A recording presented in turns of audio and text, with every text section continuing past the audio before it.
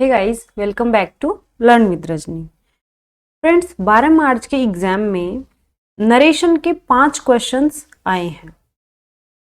5 questions का weightage अपने आप में किसी एक टॉपिक के लिए बहुत ज्यादा इंपॉर्टेंट होता है।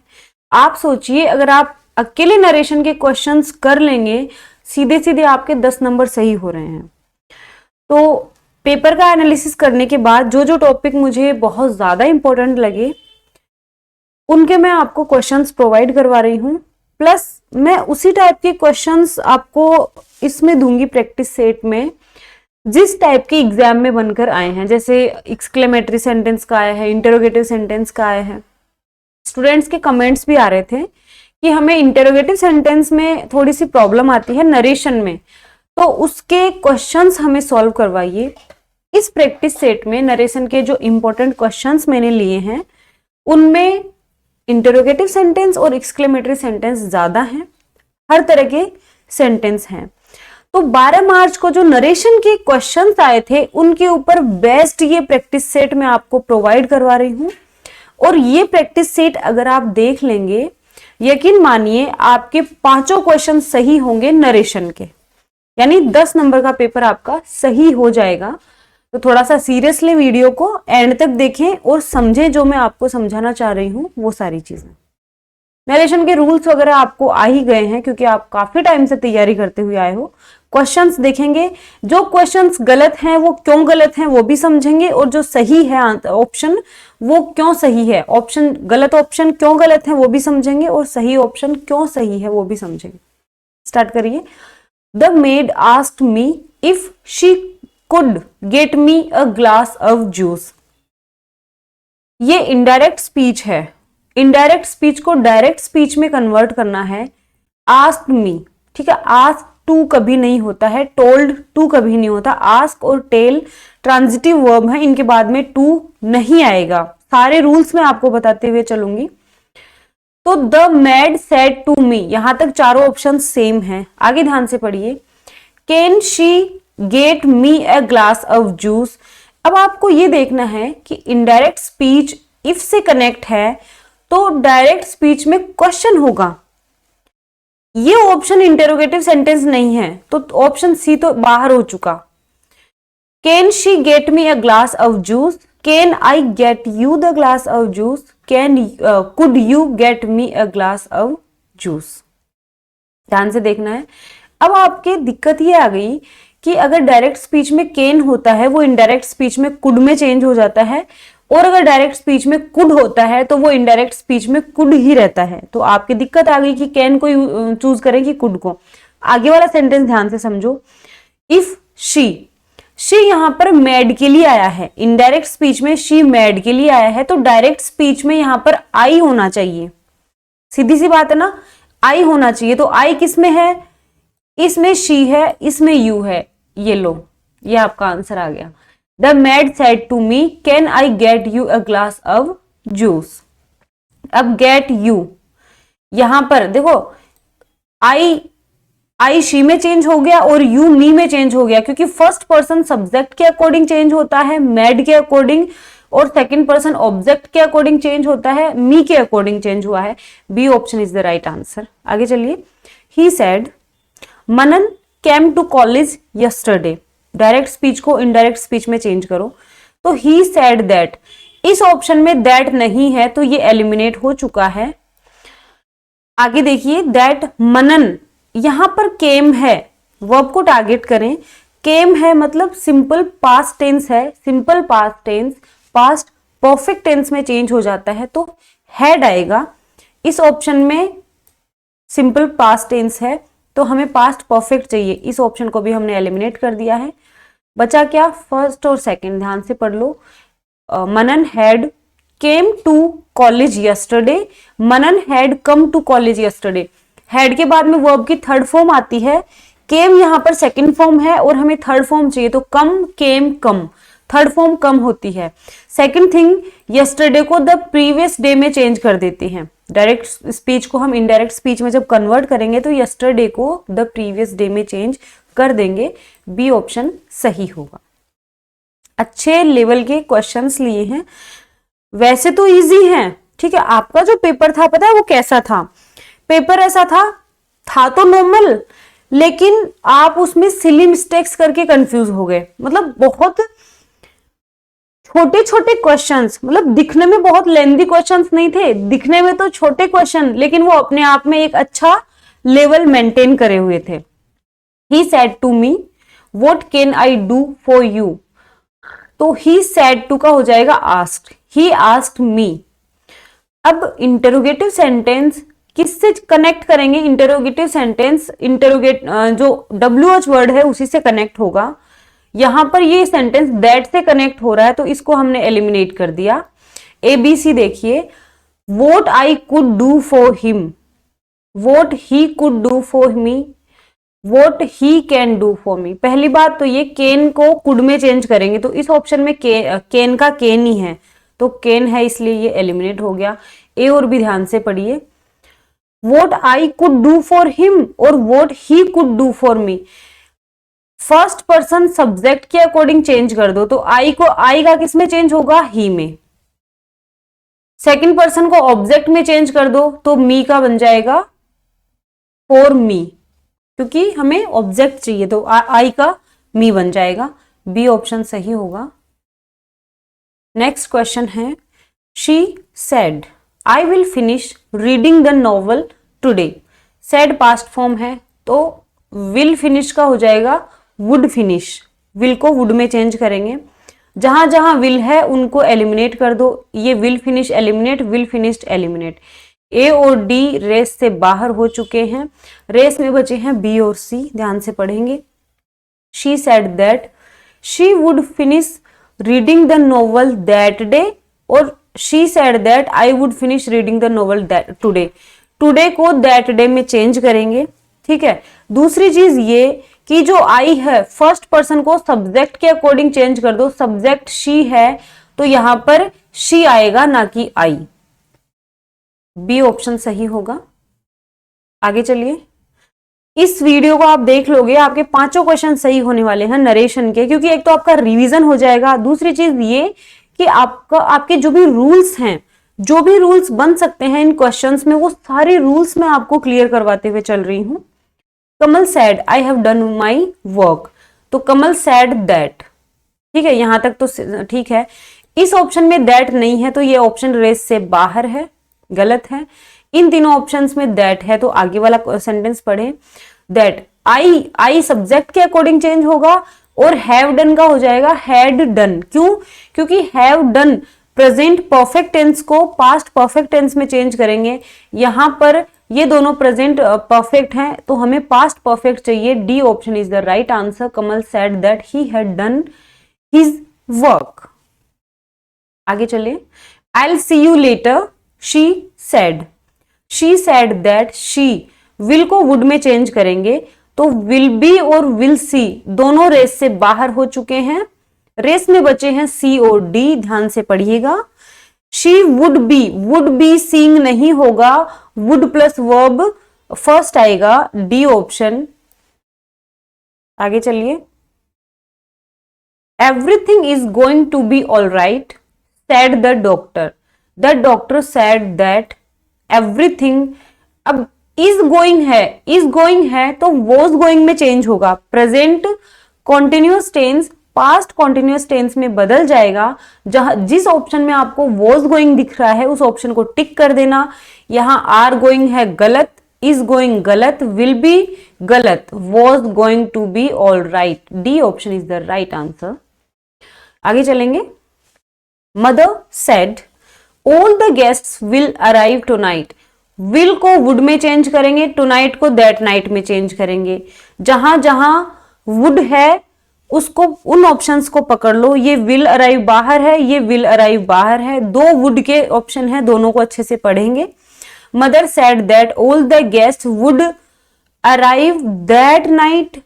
Mother told that all the guests would arrive tonight. Tonight को दैट नाइट में चेंज करेंगे और टोल्ड नहीं आएगा, क्योंकि अगर सैड टू होता है तो टोल्ड आएगा, तो और ये टुनाइट नहीं, ये दैट नाइट होगा। ए ऑप्शन सही होगा। आगे चलिए, the little girl said that those butterflies were very colourful. Exclamatory sentence है। तो देखिए इस जो क्वेश्चंस है इसका आंसर आप ऐसे ही बता सकते हैं। कैसे? बिना कुछ एफर्ट लगाए इस क्वेश्चन का आंसर बताया जा सकता है। भाई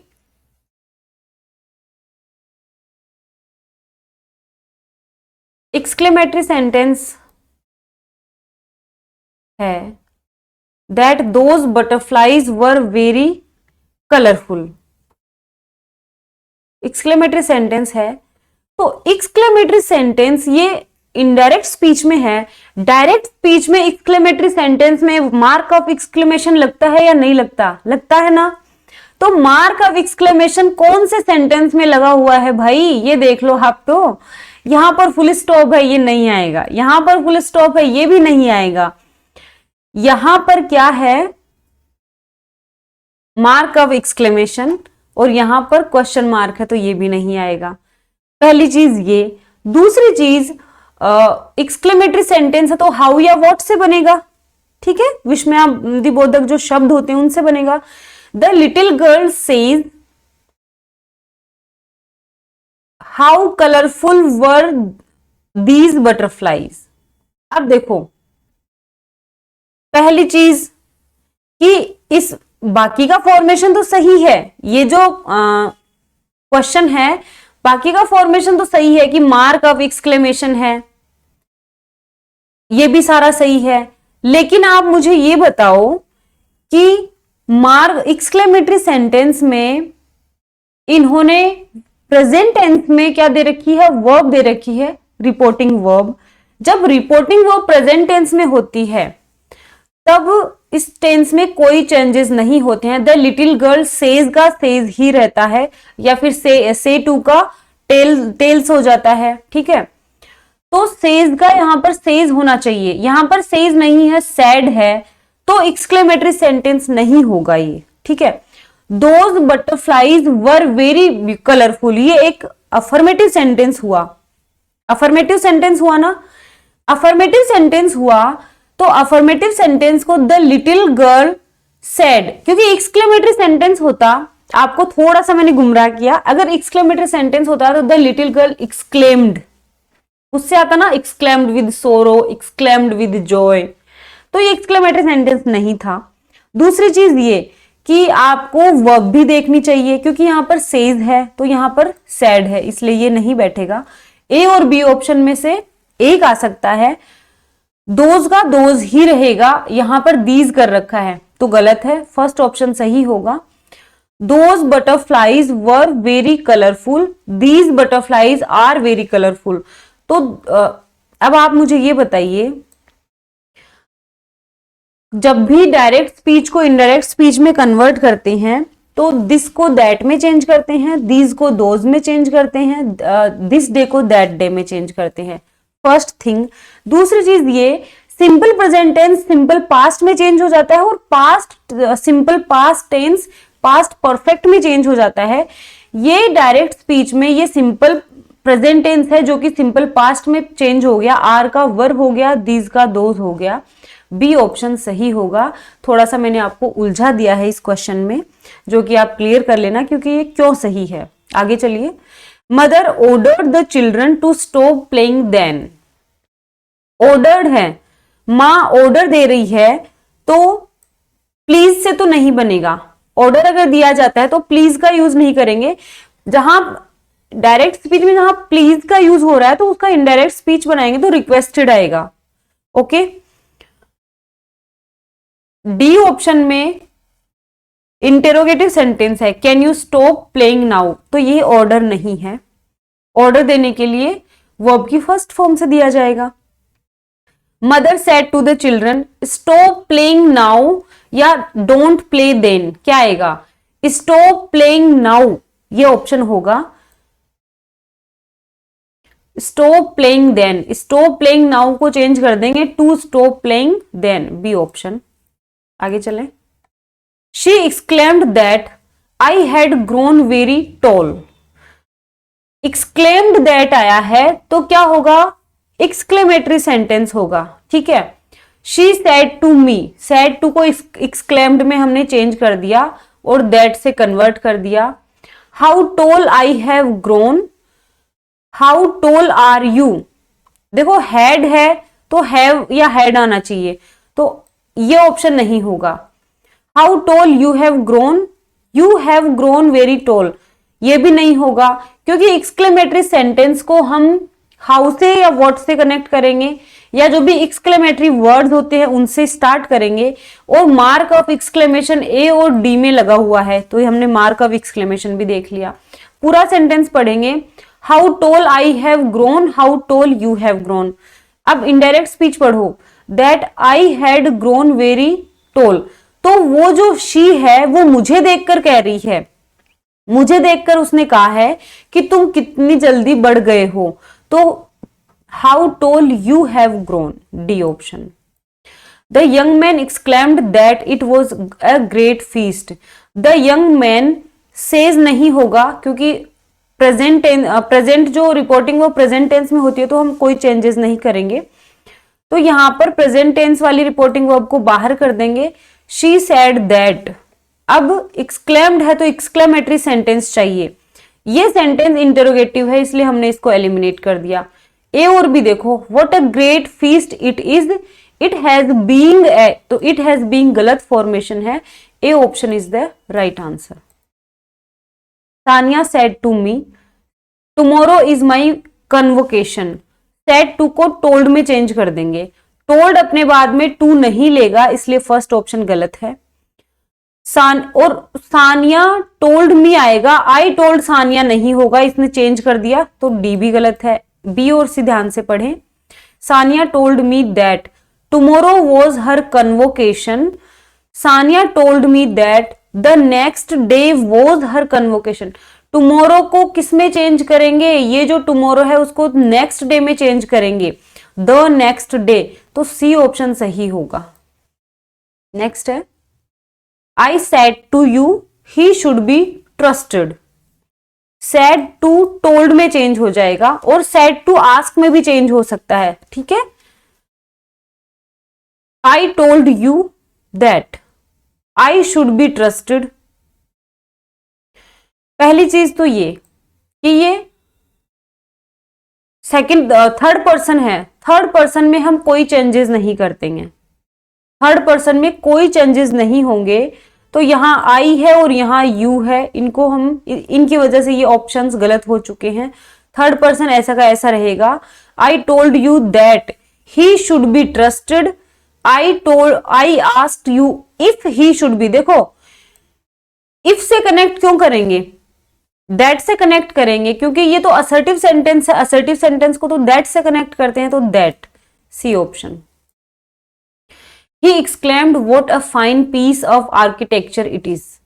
देखो मैंने ज्यादा क्वेश्चंस एक्सक्लेमेटरी और ये लिए हैं, इंपरेटिव और इंटरोगेटिव सेंटेंस। He exclaimed, तो he exclaimed that, ठीक है, he exclaimed that, exclamatory sentence को दैट से कनेक्ट करेंगे, इसमें दैट नहीं है तो ये गलत है, यहां दैट नहीं है तो ये भी गलत है। बी और सी ऑप्शन ध्यान से पढ़े, that what a piece of architecture it was, that it was a fine piece of architecture, तो सी ऑप्शन होगा, क्योंकि वोट हट जाएगा, मार्क ऑफ एक्सक्लेमेशन तो हट जाता है जब हम उसका इनडायरेक्ट स्पीच बनाते हैं, तो सी ऑप्शन सही होगा। She said to me, next question है, have you ever flown a kite, क्या तुमने कभी कोई काइट उड़ाया है। शी सेड टू को हम बनाएंगे शी आस्क्ड मी, ये इंटरोगेटिव सेंटेंस है तो इफ वेदर से कनेक्ट करेंगे, यहां पर दैट से कनेक्ट किया है तो डी ऑप्शन को एलिमिनेट कर देंगे। इफ, अब यू है सेकंड पर्सन, इस सेकंड पर्सन को इस ऑब्जेक्ट के अकॉर्डिंग चेंज कर दो, तो इफ यू को किसके अकॉर्डिंग चेंज करेंगे, आई, इफ आई, अब हैव को हैड में चेंज हो जाएगा, simple present perfect tense past perfect tense में चेंज हो जाएगी, तो if I had ever flown a kite, इसमें सिंपल प्रेजेंट प्रेजेंट परफेक्ट है तो ये गलत है क्योंकि हमें पास्ट परफेक्ट चाहिए और यहाँ पर सेकंड फॉर्म यानी पास्ट सिंपल टेंस है, तो भी ये गलत है। बी ऑप्शन सही होगा। आगे चलिए। I told my parents not to worry about me. I said to my parents. Nothing to worry about me, nothing नहीं होगा, इसलिए ये गलत है। Don't worry about me, you don't have to worry about me. Exclamatory sentence ये जो है, sorry, imperative sentence जो है वो फर्स्ट फॉर्म से स्टार्ट होंगे और यहां पर नोट लगा है तो don't worry about me, B option सही होगा। He said to his brother pack your bags and leave now, अपना बैग पैक करो और चल दो।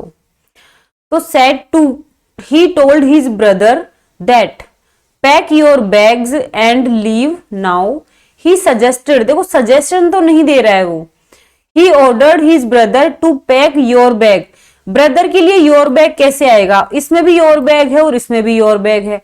ये जो योर है वो इस हिज ब्रदर के अकॉर्डिंग चेंज होगा ना, सेकंड पर्सन ऑब्जेक्ट के अकॉर्डिंग, क्योंकि ये सेकंड पर्सन है तो हिज बैग्स होना चाहिए।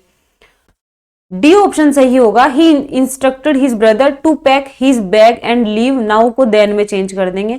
यहां पर नाउ है, यहां पर भी नाउ है, तो ये गलत है। इस ऑप्शन में he should pack his bags, तो इसका फॉर्मेशन सही है, इसलिए नहीं है, इसलिए ये भी गलत है। आगे चलें। बहुत अच्छा क्वेश्चन है। He welcomed me and requested me to be seated, उसने मेरा स्वागत किया और मुझे बैठने के लिए निवेदन किया। He said to me welcome please to be seated. पहली चीज तो ये कि ये रिक्वेस्ट आ रहा है तो प्लीज से बनेगा, यहां पर प्लीज नहीं है तो बी ऑप्शन को हमने हटा दिया है।